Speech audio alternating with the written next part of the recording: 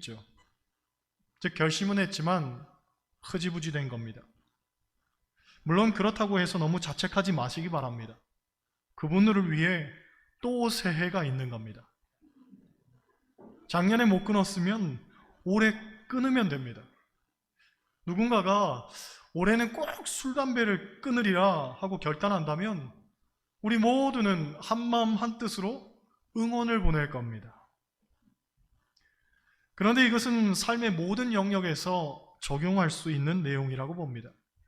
일례로 우리가 그리스도인으로서 사랑하며 사는 것은 당연하고도 마땅한 일일 겁니다. 하지만 어쩌다 보니 내가 사랑하지를 못했습니다. 오히려 내 마음의 미움을 켜켜이 쌓았습니다. 가까운 사람들에게 상처를 주었습니다. 본심은 그게 아니었는데 차마 말할 수가 없어서 갈등의 골이 깊어졌습니다. 여러분, 이 생채길을 그냥 두시겠습니까? 이 깨어진 관계들을 그냥 방기하고 내버려 두시겠습니까? 아닙니다. 우리에게는 새해가 주어졌습니다. 그렇다면 오늘 여기에서 마음을 먹으면 됩니다. 새해에는 사랑해야겠다. 새해에는 용서해야겠다. 새해에는 내가 먼저 다가가야겠다. 새해에는 정말 나는 죽고 예수로 살아야겠다.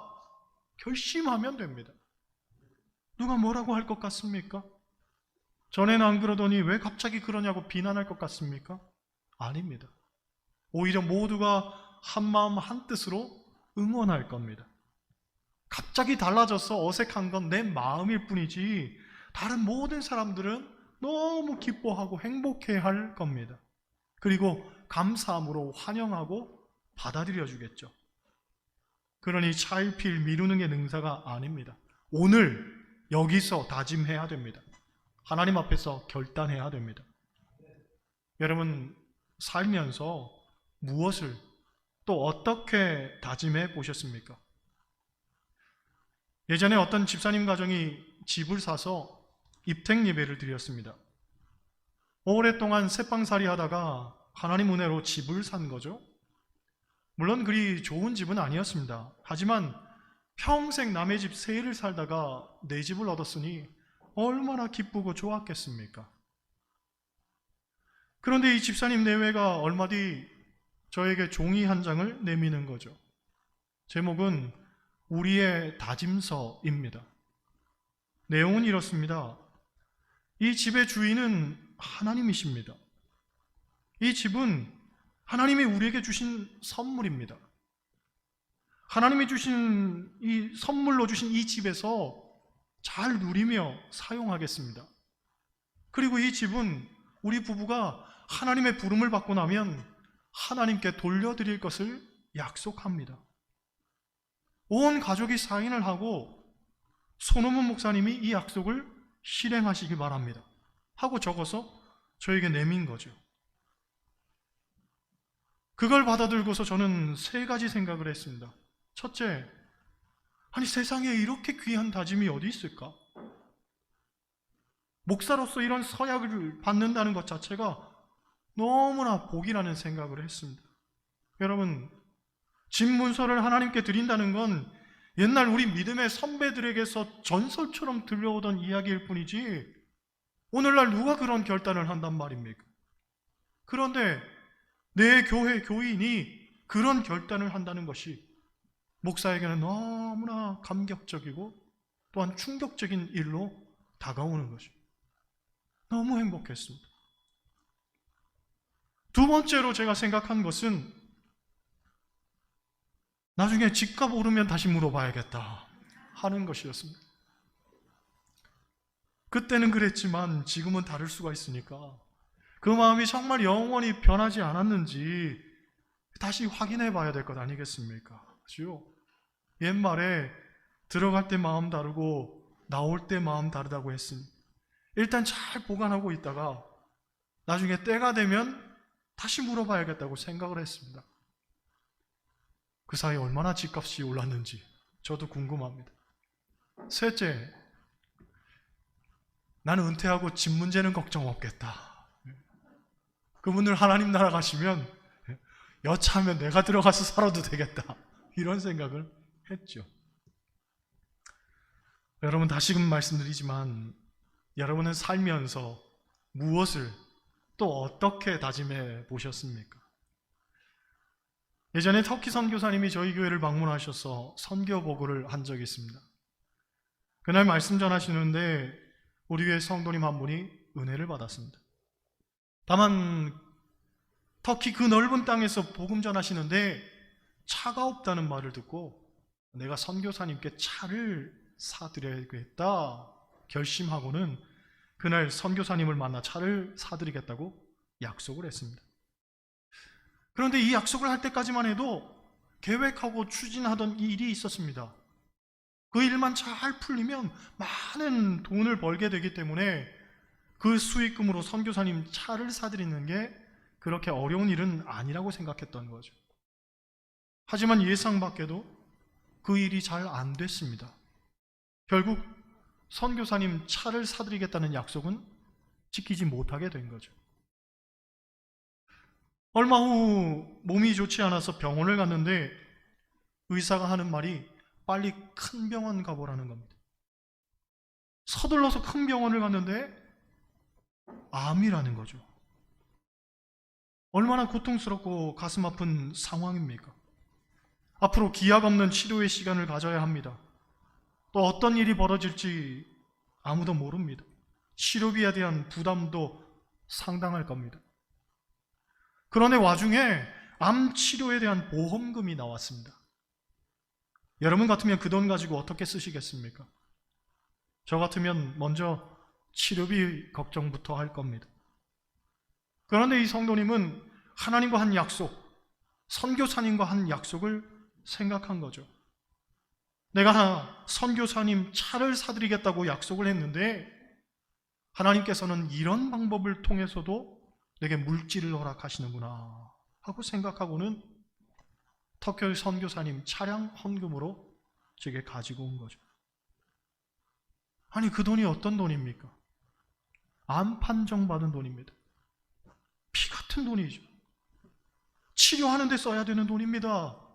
정말 생명과도 같은 돈인데 그 돈을 하나님과의 약속을 지키겠다고 드린 거죠. 여러분, 이것이 가능한 일입니까? 중요한 건 이런 일련의 이야기들이 소설 속에 나오는 이야기가 아니라는 거죠. 지어낸 허구의 이야기가 아닙니다. 우리 교인들의 이야기고 우리 교회 안에서 벌어진 사건에 관한 얘기입니다. 제가 공치사하겠다고 드리는 말씀도 아닙니다. 그저 누군가는 이런 상상도 못할 만한 결단을 하고 그것을 실행에 옮기는데 왜 나는 하나님을 향한 작은 것 하나 제대로 다짐하지 못하고 늘 후회만 남는 인생을 살고 있냐는 거죠. 어떤 분은 가장 기본적인 것조차 주판을 튕기면서 사는 분도 있습니다. 아니, 어떤 분은 물론 그조차도 하지 못하고 살기도 하죠.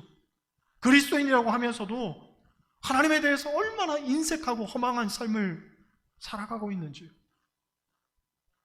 앞서 사랑에 대한 이야기를 했지만 그리스도인이 사랑하는 건 너무나 당연하고도 마땅한 일입니다. 그렇다면 사랑에 대한 결심은 우리가 늘 해야 되는 겁니다. 그리고 오늘 여기서 해야 되는 거죠. 사랑은, 우리 그리스도인의 사랑은 대상이나 내용을 한정짓지 않습니다. 그리스도인은 이웃을 사랑합니다. 그리스도인은 부모를 사랑합니다. 그리스도인은 형제 자매를 사랑합니다. 그리스도인은 원수를 사랑합니다. 그리스도인은 나를 미워하고 박해하는 사람도 사랑합니다. 그리스도인은 이웃을 내 몸처럼 사랑합니다. 그리스도인은 하나님이 나를 사랑하신 것처럼 타인을 사랑합니다. 그리스도인의 사랑은 오래 참는 겁니다. 온유한 겁니다. 시기하지도 않습니다. 자랑하지도 않습니다. 교만하지도 않죠. 무례하지도 않습니다. 성내지도 않습니다. 악한 것을 생각지도 않습니다. 그저 모든 것을 참고 모든 것을 믿고 모든 것을 바라고 모든 것을 견딥니다. 이게 사랑이죠. 그리고 우리가 그리스도인으로서 반드시 결단해야 될 바입니다. 누구처럼 집을 내놓으라는 것도 아닙니다. 누구처럼 핏값을 내놓으라는 것도 아니죠. 어찌 보면 돈 드는 것도 아닙니다. 하지만 물론 너무너무 어려운 결단이기도 합니다. 그럼에도 불구하고 이 사랑의 결단 우리가 해야 되는 겁니다. 오늘 본문의 저자인 요한은 사랑에 대해서 굉장히 관심이 많았던 사람입니다. 그가 쓴 또 다른 성경인 요한복음을 보아도 사랑에 대한 언급이 굉장히 많이 나오죠. 여러분, 사랑이란 말이 마태복음에서는 12절, 마가복음에서는 7절, 누가복음에서는 13절이 나오는 반면 요한복음에서는 총 39절이나 나옵니다. 다른 세 복음서를 다 합쳐 놓은 것보다도 더 많은 숫자입니다. 그만큼 요한은 사랑에 대해서 아주 중요하게 생각했던 사람이었습니다. 그가 쓴 요한복음 3장 16절은 성경의 핵심이자 성경 66권의 요약이라고 하는 절입니다. 이렇게 시작하죠. 하나님이 세상을 이처럼 사랑하사 독생자를 주셨으니. 곧 인류 구원의 역사는 하나님의 사랑하심으로부터 시작되었다는 거예요. 그래서 우리가 신앙생활을 한마디로 정의할 때에 신앙생활은 사랑하는 일이다, 이렇게 규정하기도 하잖아요. 요한복음 13장 34절을 보면 예수님께서 이런 말씀을 하십니다. 새 계명을 너희에게 주노니 서로 사랑하라. 내가 너희를 사랑한 것 같이 너희도 서로 사랑하라. 그렇습니다. 우리는 마땅히 사랑하며 살아야 할 줄 믿습니다.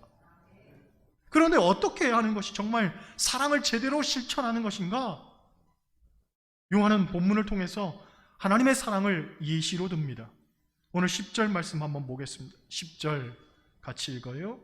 사랑은 여기 있으니 우리가 하나님을 사랑한 것이 아니요 하나님이 우리를 사랑하사 우리 죄를 속하기 위하여 화목제물로 그 아들을 보내셨습니다. 할렐루야. 여기에 하나님의 사랑 세 가지를 이야기합니다. 요한이 말하는 하나님의 사랑 첫 번째, 일방적인 사랑, 무조건적인 사랑입니다.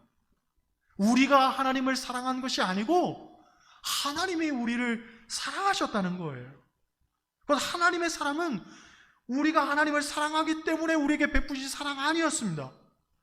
우리는 하나님을 사랑하지 않았고 그래서 우리는 사랑받을 만한 자격이 있는 것이 아니었음에도 불구하고 하나님이 우리를 먼저 사랑하셨죠. 여러분, 세상에서의 사랑은 다분히 조건적인 사랑, 상대적 사랑입니다. 내가 좋아하는 사람만 사랑하고 사랑할 만한 이유가 있기 때문에 사랑하죠. 그런데 하나님의 사랑은 무조건적입니다. 우리가 죄인임에도 불구하고 우리를 사랑하시고 우리에게 어떤 허물과 죄악이 있든지 상관치 않으시고 우리를 끝까지 사랑하는 분이 하나님이시지요. 할렐루야.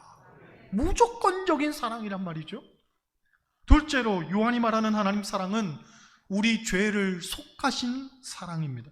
즉 다시 말해 하나님의 사랑은 용서하는 사랑이라는 거죠. 이런 이야기가 있습니다.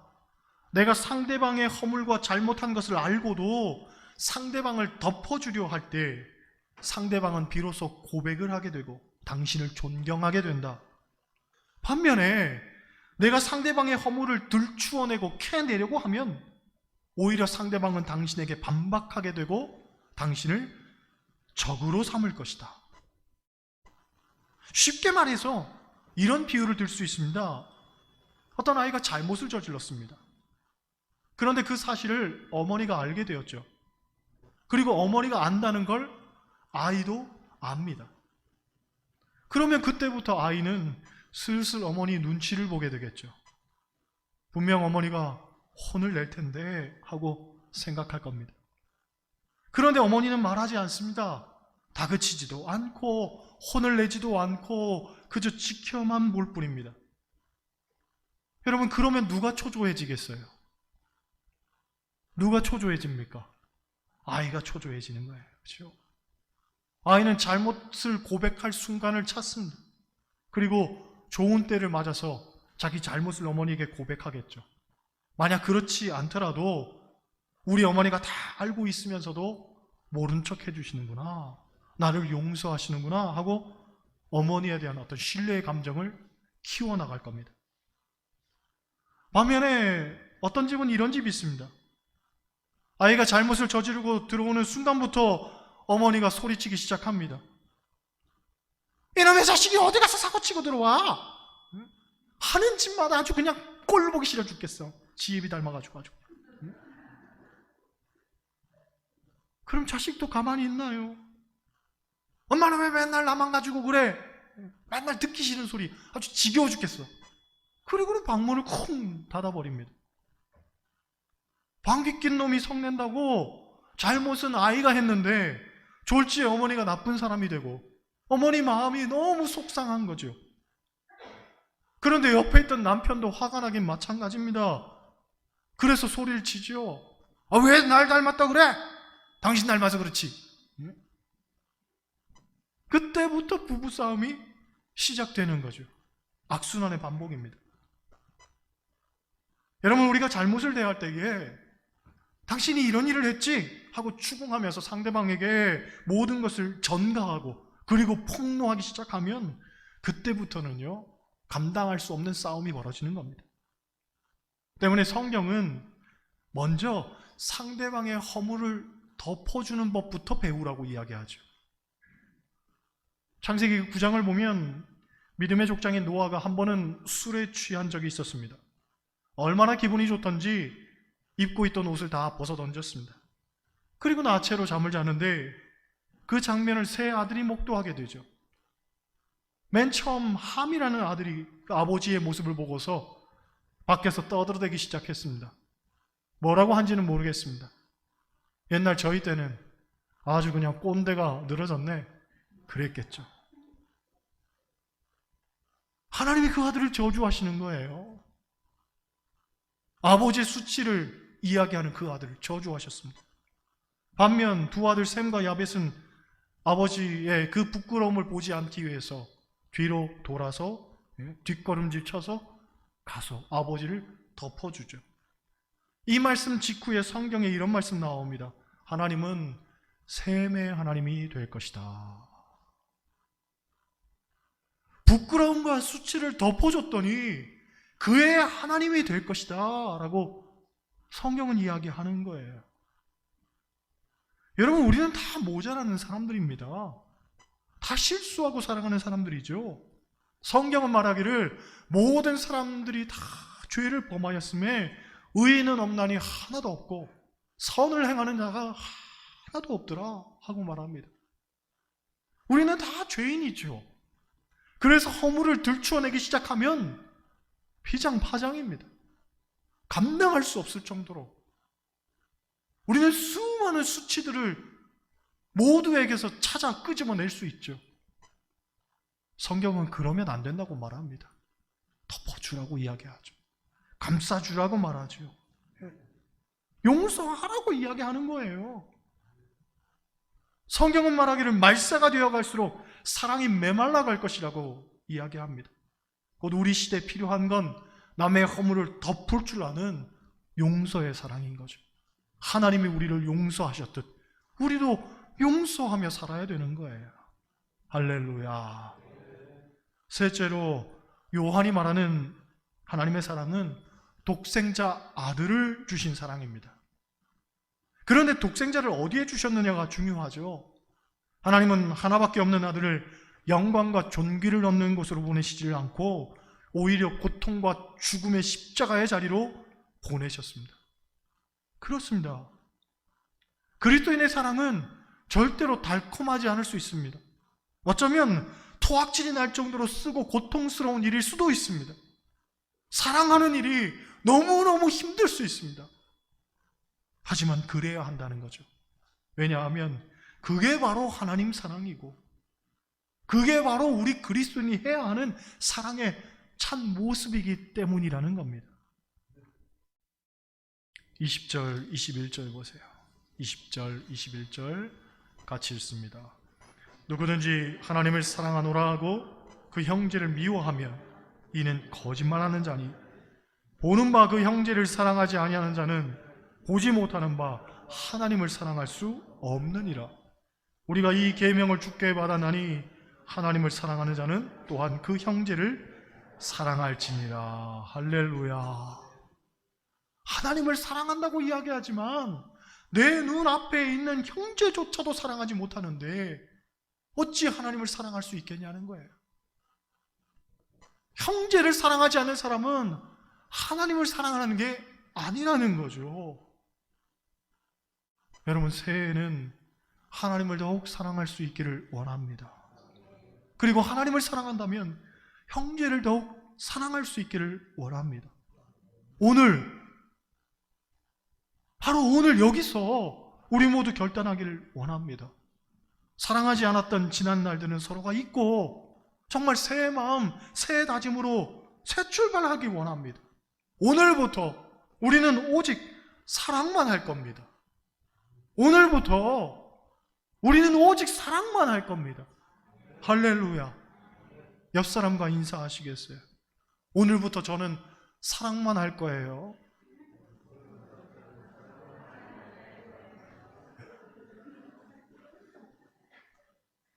남편의 눈을 피하지 마시고 뒷분하고만 이야기하지 마시고 옆에 계신 그분하고도 인사를 좀 나누세요. 오늘부터 나는 사랑만 할 거예요.